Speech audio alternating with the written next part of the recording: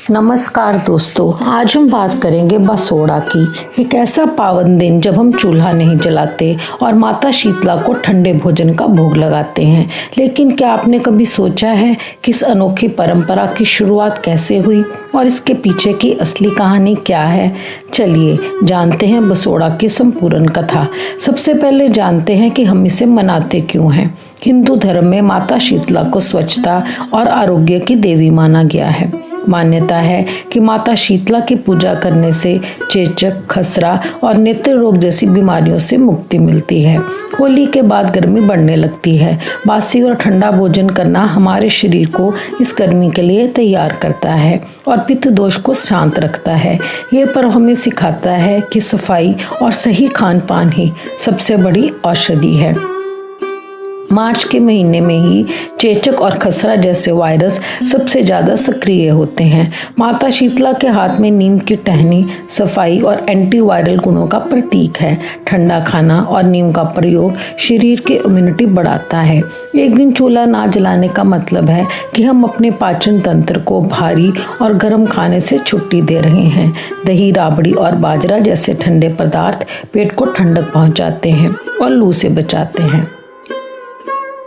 पुरानी कथा के अनुसार एक बार शीतला माता ने सोचा कि देखो धरती पर मेरी पूजा कौन करता है। वह एक बूढ़ी औरत का रूप धरकर एक गांव में आई। जब वह गांव की गलियों से गुजर रही थी तो किसी ने ऊपर से उबलते हुए चावल का मांड फेंक दिया।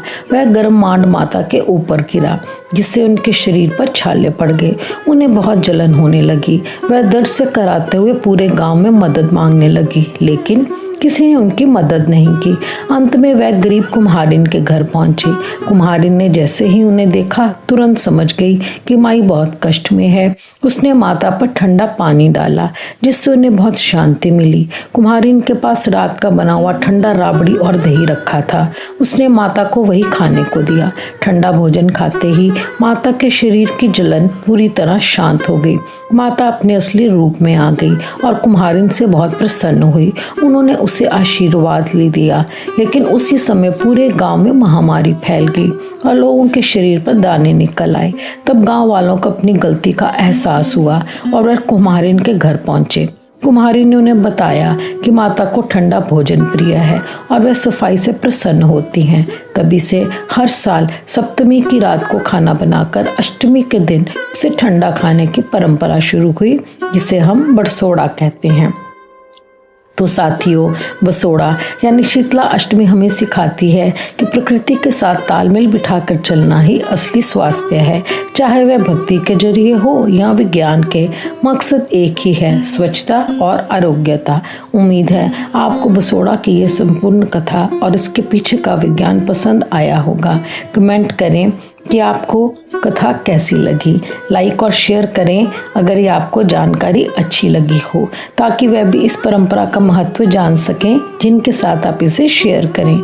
ऐसी और भी रोचक कथाओं और जानकारियों के लिए हमारे चैनल को सब्सक्राइब करें और बेल आइकन दबाएं। धन्यवाद। बोलिए शीतला माता की जय। शीतला माता की जय। उनकी कृपा आप सब पर सदा ही बनी रहे।